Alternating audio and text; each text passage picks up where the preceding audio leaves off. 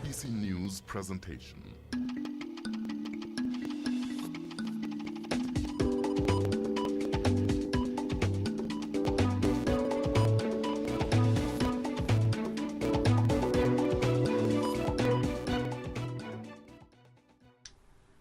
A warm welcome to the exclusive interview President Jacob Zuma granted to the SABC as we conclude the year 2014. President Zuma was frank on a number of issues ranging from the economy, international relations, parliament to his health. We started by asking the President the most pressing issue of the time, load shedding. What is government planning to do to stop this? The problem is that we are dealing with the terrible legacy of apartheid, and we have a program to grow the energy so that we can grow the economy. So we who are dealing with it, we understand very well that these are the problems, and we're addressing them. We've got clear policies. We are making budgets necessary to deal with it. That's why we are talking about energy mix, wherein we put everything, because that is important to grow the economy at the rate at which we want to grow. You can want to grow the economy if you don't have energy. You can't do it. That's why it is one of our focus in this fifth, administration, as it was with the past one, with all of them. That's why we have the plans to build the what you call. So this is very much linked to how the economy grows. The countries that were often referred to or compared with never had apartheid. Their citizens growing steadily, all of them. People must realize we come from a system that was declared by the world as a crime against humanity. These are the things they were doing that were referred to by that kind of a resolution of the United Nations. So that's a problem we have with the economy. The fact that now we are told there's hope that our economy is going to grow. It grew in the last quarter with 1 point something. It tells you we are doing things right for the economy. We also raised the issue of the uncertainty whether Medupi will come online later this year to help boost the electricity supply to the country. I think the time that was put in so far as Medupi is concerned has gone over the time limit. It's a problem, and therefore escalated even the costs, etc. Of course, there were also strikes.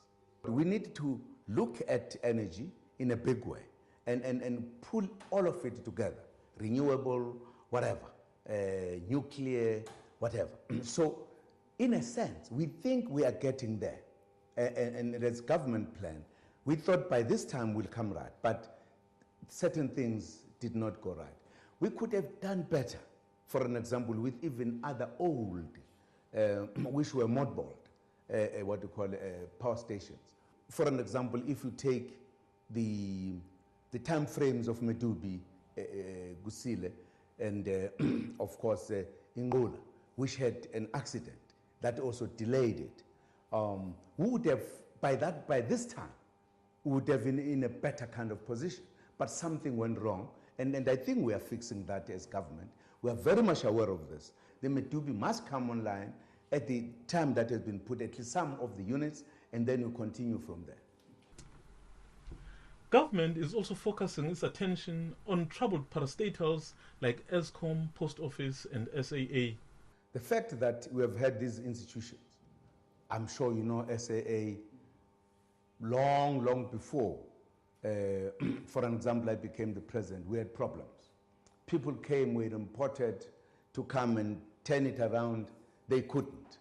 We have taken a decision, for an example, taking it out of the department and putting it direct, which is by law, under the Treasury, to look at the finances, because the problem has been how the finances have been run. And I can tell you, it's going to turn around straight, because now we are looking at it moving forward rather than when we are trying to move forward. Some people are pulling it back in many ways or whatever. And we said, therefore, the SAA, the Post Office, which has been a problem for a long time as well as Eskom. You are right. It does have something to do with the leadership. Because we have always had CEOs, we have had the boards and ministers all the time. But things have been going the way they do. That's why I've now deliberately taken a decision that the deputy president, who will be assisted by the minister in the presidency of performance monitoring and evaluation, they are going to be able to oversee that the decisions we've taken are indeed implemented meticulously. That's what we have done, and we can do it. If you take Telkom today, which we didn't talk about it at some point. Some people at one time, they would say, this thing is finished, it must be sold. I said, no. All we did was to put a leadership there with clear direction, and they indeed provided leadership. What has done to Telkom? It has turned around. So it is possible. And that's what we are doing with these three. We must turn them around because they are important assets of the country. He also responded to the suggestions that as he delegates more responsibilities to the deputy president, he is perhaps laying foundation for a smooth transition. How do you put transition some sort when you are doing the first year? It can't be. I think that's what I've been saying earlier. That's what I've been saying earlier, that your observers at times, they run short of ideas and they start dreaming. Deputy president is a deputy president. And you assign tasks to a person you know will do the task. And that's what happens. You will work together. You want to share the work. And you want to use also the capacity of the people you are working with. That's all. It has nothing behind, no hidden agenda. It's a question of how the presidency is working. And I think if you take the deputy president, has the energy, has everything that it takes that you can, in a sense, delegate without having any worry. I think that's what's happening.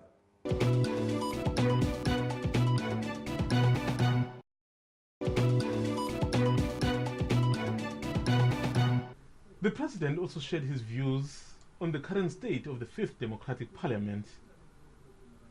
I think Parliament has indeed been put into a very compromising position by honorable members of Parliament. They have not acted honorably because people look at Parliament and they want to see a constructive thing in Parliament. I think it hasn't. Of course, I don't think we should say we don't know what has happened in Parliament.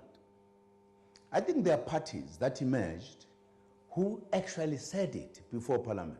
They are going to make Parliament look differently. So there's a kind of a decision of political parties that they will disrupt Parliament as a program, their program to disrupt Parliament. And that's what they've been doing. The president has been coming to account all the time. But before just getting to the president, the deputy president has been abused in Parliament, called a murderer, etc., by members who say, if the speaker says withdraw, honorable members withdraw, I will never withdraw. And I think Parliament should have taken very firm view from that point of view. What, for an example, happened to the deputy president when he was in Marikana was actually transported to Parliament in terms of people who were saying there, you are a murderer, you are a murderer. Same thing in Parliament, pay back the money, same thing. Now, I think South Africans must look at the political parties for what they are and not say, because even if we say the Parliament is in chaos, as too generalizing, there are specific parties that are causing chaos in Parliament. That's how it should be presented, so that people should know that there are people they elected to go and help make the laws, make Parliament have responsibility to have oversight over the executive. They're not doing that. They're causing chaos. It can't be every member. It is because of some parties that have come in that have a program to disrupt Parliament. Opposition parties say they will continue to demand answers from the president because they accuse him of failing to account. When the president had come to answer 6 questions, he answered 2 questions. On the 3rd question, he was interrupted by honorable members. They did not act honorably. When the president is answering, instead of taking the answers, they actually stood up and banged tables, pay back the money, and Parliament could not proceed. The issue is Parliament has been prevented by honorable members to answer questions, in other words, to account. That's why, whilst this debate that the president is not coming, the president was in the NCOP, debating with the NCOP. So it is the National House that is actually a problem to itself.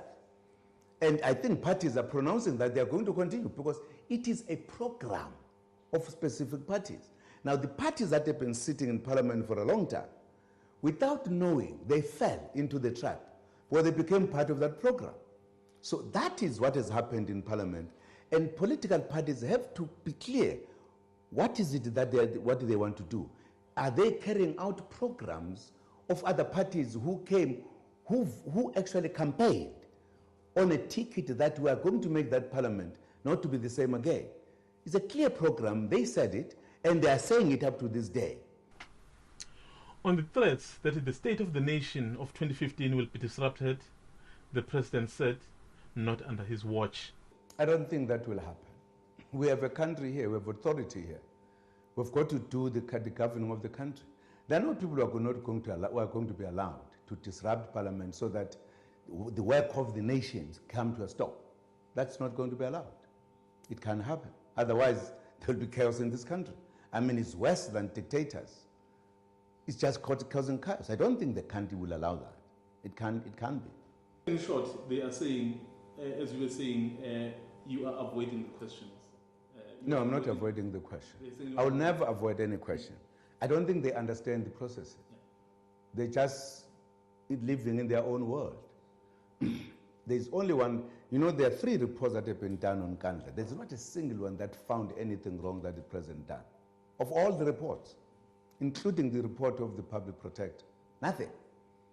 You must recall that at the beginning, the allegation was that the president has abused 250 million rands. People are no longer saying, look, that was not found. Nobody says so.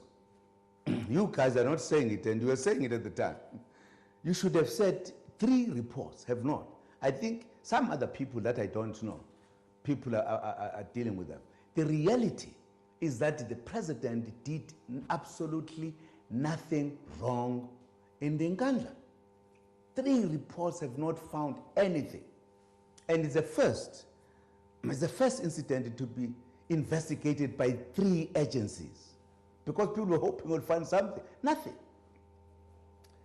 What then happens? The report of the public protector says there was undue benefit of the family and the president. That's not committing any crime. President did nothing. President did not ask any benefit from anyone. And maybe he should pay it back, but that should be determined by the Treasury and the Minister of Police. That's what it says. That report, probably and others, were then subjected to a process because the public protector's report has to be subjected to particular processes. Parliament had just taken a decision to establish an ad hoc committee to look into that report, to look at the report produced by the president in response to that. How could you ask me when the process to determine that is still going on and ask the president to answer that question? And the president says that question is being addressed by Parliament. It's not yet concluded.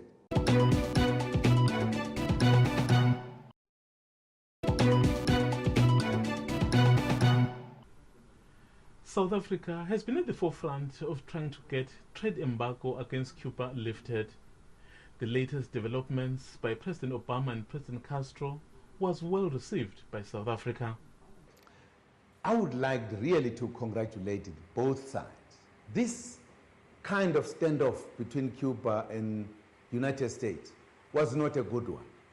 particularly from a country like the United States, which has been looked at as a leading example of democracy, the big power. How can a big power squeeze a small little island? Really, it did not make good sense.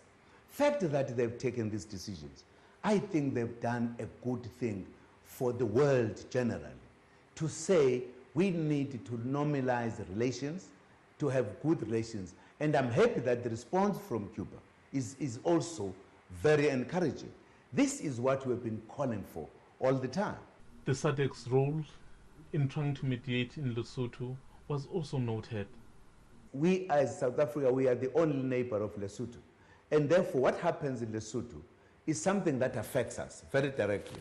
And therefore, and we have said so to Basutos, that wherever, even if we make one another angry, we have no alternative.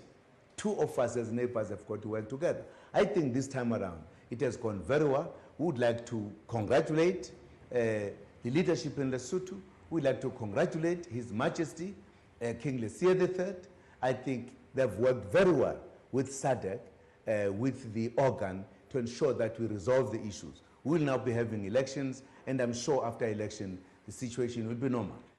As we conclude the interview, the President also shared his views about the punishing election schedule and the leadership of the country. 2014 has been an interesting year in the main because of the elections. Elections are a thermometer to check the health of democracy, whether democracy is indeed viable, healthy, or whatever. But it is also an important occasion for a country because, as I call it, a thermometer. It checks exactly the support of each and every party. And therefore important in terms of the life of democracy. And I'm saying these elections to us were very important to argue eloquently against many clever people who know it all, who are saying the ANC is not going to make it. The policies are wrong. It's not delivering. But the people said this is the organization that holds the future of this country. And I've not heard clear analysis saying we were wrong. People of this country support the ANC. I think it was a very good election, therefore, for the ANC to once again win the confidence and support of the people of this country. And but what is interesting is that even if the elections had gone that way, the views that the ANC is not loved by the continued. Now, these are the people who talk to themselves until they believe themselves that what they say is in fact true when it is not true. Because otherwise, the ANC would not have won with 62 majority. There had been a saying, a very big saying leading up to elections. There is no leadership in this country. No leadership, leadership is not there, blah, blah, blah. Big speeches. And people have said, this is the leadership. The clever people don't see the leadership, but the masses of this country see the leadership. That's the difference. And they've elected the leadership, they've elected their government, so people are clear. But those who ride, those who talk too much, are not clear. They even move against facts that have been investigated scientifically. So with us, we are very happy that the ANC once again showed that it is the organization of the people. Immediately after the elections, I think the fatigue had also set in to various leaders, including the president, who took some time off, and then obviously leading to some people saying, is the president well? Yes, I heard the story. Yes, after the elections, as you know, the elections, besides the fact that we work very hard in this government, and nobody can deny that, but the elections meant that we should actually put, if I was going to use the old language, the overdrive, because we really campaigned. We campaigned every country, every corner of this country were there, because we needed to again come to the people and talk to them.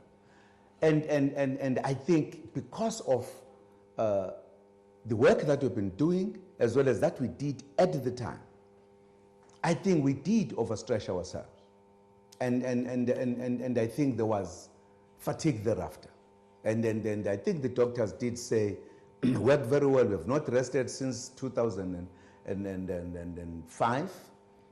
You needed to take it easy. And indeed, there was a period where I really took it easy. I couldn't say my health was in its perfect condition.